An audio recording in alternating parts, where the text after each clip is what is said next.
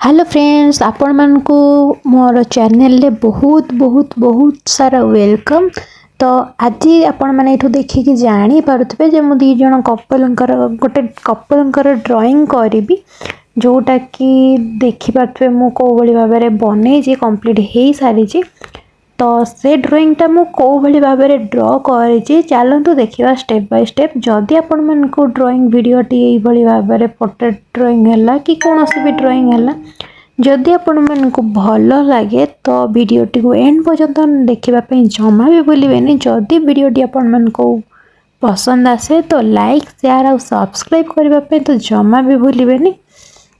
तो चलते स्टार्ट करवा ये ड्राइंगटा।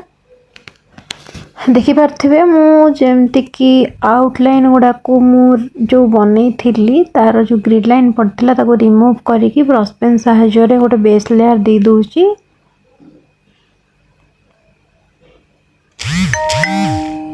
तो बेस लेयर दे सारा पर आमर काम हो पेनसिल शेडिंग करवा। तो जदि आम शेडिंग न ही करवा तो सेटा तो जमा भी रियलिस्टिक लगे ही ना।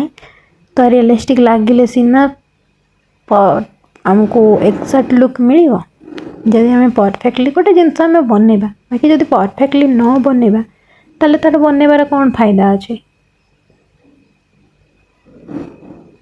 तो वीडियोटी को शेष पर्यंत देखो मुझे कौ भाई भाव में ड्राइंग टी बनाऊँ। जदि वीडियोटी भल लगे कि कौन हेल्प दरकार मत कमेंट माध्यम निश्चय जनइबे। तो वीडियो को एंजॉय करंतु।